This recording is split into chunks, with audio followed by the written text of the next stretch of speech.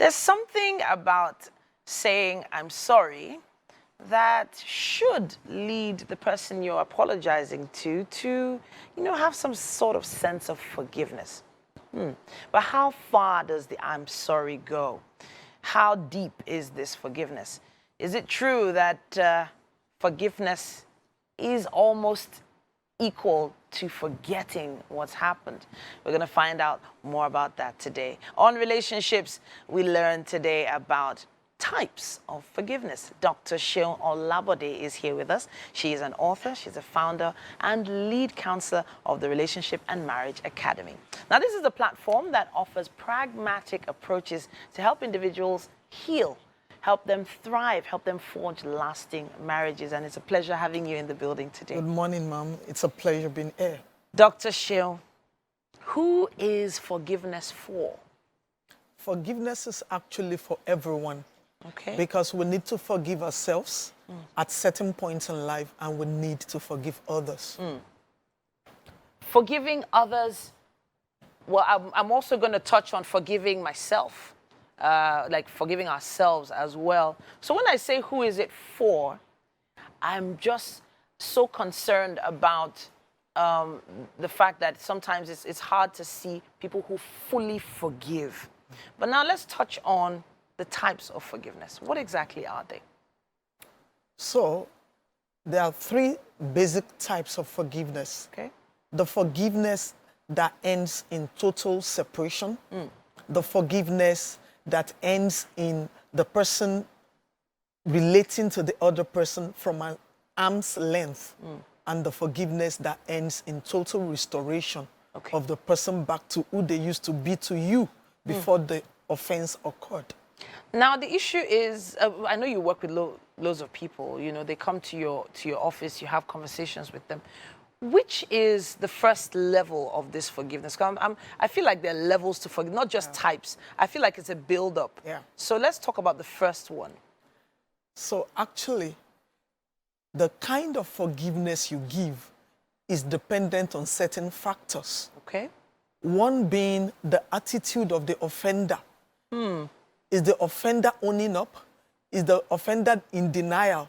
Are they trying to gaslight you? So the attitude of the offender matters. Then, did the offender come clean personally, or the person was caught in the wrongdoing? That's another factor. Okay. Another Another factor is that what is your own role in catalyzing the occurrence of that offense? Okay. Because at times, the offended person might actually have played a role in that offense occurring. For instance, maybe there's an argument between the husband and the wife, and probably the husband is beginning to lose it. Is beginning to get very angry to the point of wanting to eat something, and the man just feels that the best thing to do is to leave that environment, to go and calm down for the discussion to continue later. And the man is trying to walk away so that he will not do something stupid, and the woman is body blocking the door. That I'm yet to conclude what I'm saying, and you have to stay and listen. Okay. So that can make the person lose it and get physical. So a role was played in that particular instance. But it is still something, if, for instance, physical abuse does occur, it is still something that needs to be, in quote, forgiven, because it is a major issue. Even if the person, you used the term just now, the person that needs to forgive was the reason why this thing occurred. We cannot condone, of course, physical abuse for any reason. Let me make it clear that under no circumstance is physical abuse acceptable, no matter the level of aggravation. Okay. I personally believe that what is not in you cannot be brought out of you. Okay. So if you are a mango tree, no circumstance will make you grow cassava. Okay. So I believe that there are some things that cannot be triggered out of you, no matter how volatile the situation is, if it's not in you. So it's not an excuse. Aggravation is not an excuse for physical abuse. Okay. But when it comes to physical abuse, the kind of forgiveness you offer, it's two ways. is it a first occurrence, a one-time occurrence, or is it pathological abuse? If it's a one-time occurrence, if the offender is genuinely repentant and is willing to go through the necessary therapy required to calm down his or our anger, because it's not only men that are physically abusive, women too could be physically abusive. So if they're willing to go through the necessary therapy and correction required, then the person can be given a second chance. But if this person is in denial, I did this because you did this, instead of accepting that I did a wrong, or if the reoccurrence of what happened might have a fatal implication on the life of the other person in case it reoccurs, then it's better to just part ways. Part ways. For instance, there was somebody that was beaten and the person incurred broken ribs and the rib, one of the ribs punctured the lungs. Wow. So upon recovery, she was being begged to return. Begged to forgive. A reoccurrence of such kind of abuse can totally end that life.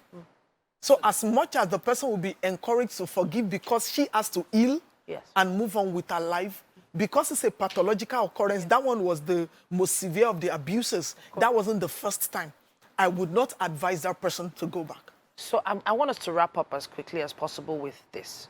Why is it important for someone to forgive, even in a situation like this? We're talking about a broken rib here. Why is it important to forgive? So actually, forgiveness does more good for the wronged person than the wrongdoer. Many times we hold on to pains and hurt because we don't know the damage it does to us. Okay. So what happens is that forgiveness helps your health. Research has shown that when you are hurt, the anger that comes with being hurt or being offended brings about a destabilization of our system. Okay. Hormones are released that can bring destabilization and unbalanced immune responses. Okay. And if it is sustained over a period of time, it can predispose the person to depression, to heart issues, to diabetes, and so on and so forth. Wow. And you don't think another person's misbehavior is what you risking your health for. Dr. Seun, you want to let go. Then secondly, I wish we could continue on it right now, Dr. Seun, because what we're talking about is something so important for people to understand. But I know that we can also follow up on social media. Yes. Please use our hashtag WakeUpNigeria on TVC. If you missed any aspect of this particular conversation, it's going to also be on YouTube on TVC Entertainment's channel. Please make sure you come back again next week. So I definitely will.